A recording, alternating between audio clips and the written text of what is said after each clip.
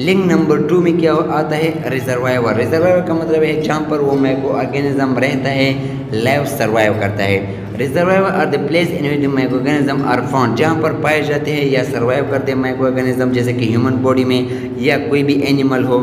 Reservoir can be infected wants, यहाँ पर हमारे पास रिजर्वायर में भी क्या हो सकते हैं, वॉन्ट जख्म हो सकता है, ह्यूमन या ह्यूमन खुद हो सकता है, एनिमल जानवर हो सकते हैं, एनिमल वेस्ट हो सकता है जैसे कि फीसेस हो सकते हैं, एनिमल्स और इंसेक्ट, और कंटेमिनेटेड फूड या इस तरह के ख़राब जो फूड होता है या आलूदा फूड होता है, कंटेमिनेट गंदा फूड होता है। वाटर एंड द पर्सन्स, इस तरह पानी भी हो सकता है गंदा, ये जहाँ पानी ज़्यादा रुका होता है तो वहाँ पर भी हो सकता है। And the person with infection, या पर्सन खुद हो सकता है जिसमें इन्फेक्शन होता है और वहाँ पर माइक्रो ऑर्गेनिज्म रिजर्वायर यानी कि लाइव करता है और रहता है। इसके बाद लिंक नंबर 3 आता है जिसमें पोर्टल ऑफ एग्जैक्ट होता है। पोर्टल ऑफ एग्जैक्ट का मतलब है कि एक पर्सन में माइक्रो ऑर्गेनिज्म रहता है, फिर उसके बाद वो माइक्रो ऑर्गेनिज्म वहाँ से एग्जैक्ट कर सकता है, यानी कि दूसरे पर्सन में भी अंदर जा सकता है। तो ये पोर्टल ऑफ एग्जैक्ट का मतलब है कि ऐसे रास्ते जहाँ से माइक्रो ऑर्गेनिज्म उस ह्यूमन से बाहर जाता है। For example the portal of the exit is the route, वो रास्ता होता है by which pathogen leave the body of its host. तो फिर उस होस्ट से माइक्रो ऑर्गेनिज्म वो कॉजेटिव एजेंट बाहर आता है। An example of the portal exit is the gastrointestinal tract. तो ये हमारे पास जीआईटी फीसिस की शक्ल में हमारी बॉडी से यानी वेस्ट की शक्ल में हमारी बॉडी से बाहर जाता है, थ्रू विच द फीसिस में transport the typhoid bacillus from infected persons.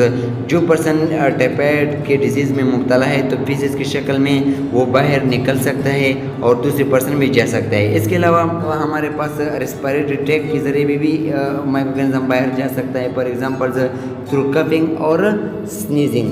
तो जब भी अगर किसी की बॉडी में रेस्पिरेटरी सिस्टम में माइक्रो ऑर्गेनिज्म हो तो फिर वहाँ से निकल सकता है और दूसरे पर्सन को इन्फेक्ट कर सकता है।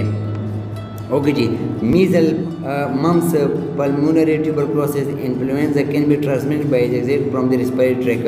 तो ये हमारे पास कुछ एग्जांपल है, आप लोगों ने याद रखने हैं। Measles, mumps, pulmonary tuberculosis, influenza can be transmitted by exit from the respiratory tract. तो ये रेस्पिरेटरी ट्रैक्ट से के ज़रिए ट्रांसफ़र हो सकते हैं, बॉडी से बाहर जा सकते हैं और एंटर हो सकते हैं इनटू दी अनदर पर्सन। तो ये आप यहाँ पर याद कर सकते हैं। और एकोलाई किसके ज़रिए जा सकते हैं, डाइजेस्टिव सिस्टम या गैस्ट्रोइंटेस्टाइनल ट्रैक्ट के ज़रिए बाहर जा सकता है और दूसरे पर्सन को इफेक्ट कर सकता है। एकोलाई आप लोगों ने याद रखना है। ओके जी, लिंक नंबर 4 में क्या आता है, मोड ऑफ ट्रांसमिशन, यानी किसके ज़रिए जब पोर्टल एंट्री एग्जिट से एक माइक्रो ऑर्गेनिज्म बाहर आया तो फिर वो किस तरह ट्रांसफ़र होगा। Mode of transfer of the pathogen include direct person contact with the body, excreta और drainage from the ulcer, infected wound, boil और चांसर।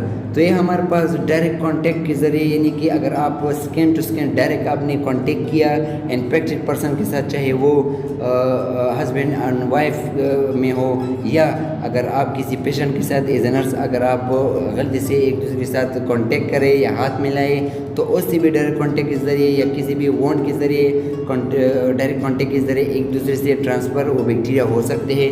इनडायरेक्ट के ज़रिए भी हो सकते हैं। इनडायरेक्ट में क्या आते हैं, फॉर एग्जांपल इनएनिमेट ऑब्जेक्ट यानी कि यूटेंसाइल वगैरह, बर्तन वगैरह जिसमें आप खाती है पीती है, नीडल्स या ड्रिंकिंग या ईटिंग यूटेंसाइल, बर्तन वगैरह, ड्रेसिंग कपड़ों के ज़रिए, हॉस्पिटल इक्विपमेंट। इसलिए कहते हैं कि आपने बेड को नहीं टच करना, आपने दूसरे इंस्ट्रूमेंट सर्जिकल इंस्ट्रूमेंट को भी ज़्यादा फजूल में टच नहीं करना विदाउट ग्लव्स, क्योंकि वो इन्फेक्ट हो सकते हैं और आपको इनडायरेक्टली आपको इन्फेक्ट कर सकता है। वेक्टर क्या होते हैं, such as flies, tigers, mosquito and other insect herbivore infection agent and transmit the infection to the human through bites and stings।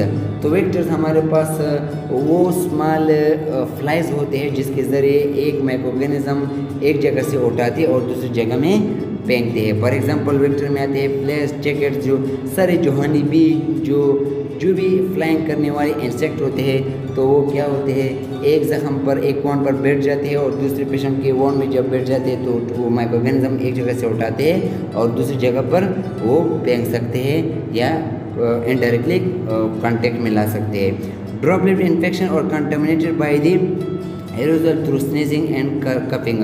तो इस तरह जैसे कि रिस्पायरेटरी ट्रैक इन्फेक्शन के ज़रिए हमने पढ़ा कि जा सकते हैं ड्रॉप की शक्ल में या कफिंग की शक्ल में, तो इन्फेक्शन एक दूसरे से ट्रांसफ़र माइक्रोऑर्गेनिज्म का ट्रांसफ़र हो सकता है। Spread of the infection from one part of the body to the another, इस तरह के इन्फेक्शन स्प्रेड हो सकते हैं एक बॉडी से दूसरी बॉडी में।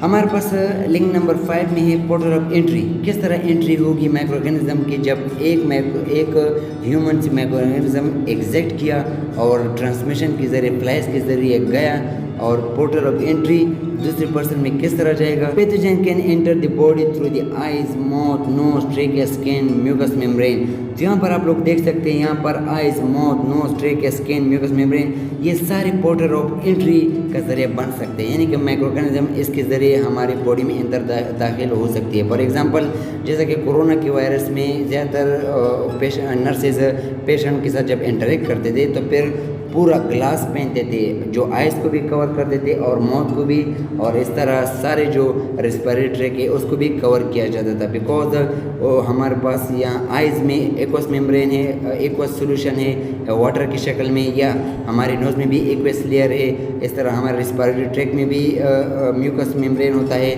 तो ये सारे जो लिक्विड की शक्ल में होती है, ये इसके ज़रिए हमारे बॉडी में एंट्री हो सकती है माइक्रो ऑर्गेनिज्म की, तो ये हमारे पास पोर्टल ऑफ द एंट्री के ज़रिए बन सकती है। कंज्यूमिंग द फूड और water that is contaminated with disease causing micro organism is an example of how entries can occur. तो अगर हमने कोई इन्फेक्टेड फूड का या वाटर पिया तो इस तरह हमारे बॉडी में एंट्री कर सकती है कोई भी माइक्रो ऑर्गेनिज्म आसानी से।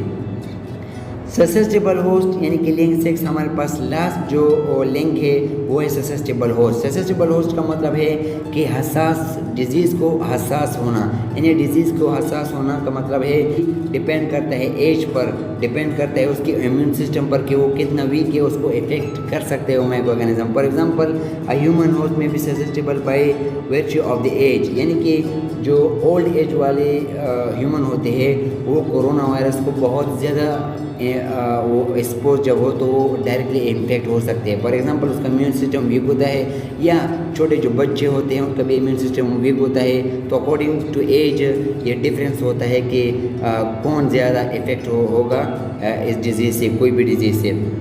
स्टेट ऑफ हेल्थ पर भी डिपेंड करता है कि इम्यून सिस्टम उसका किस तरह है। या ब्रोकन स्किन का मतलब है कि अगर कोई भी वॉन्ड ज़ख्म जो बहुत एक्सपोज हो तो वो बहुत डायरेक्टली इजीली इन्फेक्टेड हो सकता है किसी भी माइक्रो ऑर्गेनिज्म से और डिजीज़ उसमें काज हो सकता है। तो ये हमारे पास लास्ट स्लाइड था। आइए अभी कुछ एमसीक्यूज़ को पढ़ने वाले हैं जिसमें हम पढ़ेंगे कि इस चैप्टर से कौन से एमसीक्यूज़ आ सकते हैं, और फिर उसके बाद हमारा चैप्टर ख़त्म। इंशाल्लाह आगे भी हम चैप्टर अपलोड करते जाएंगे।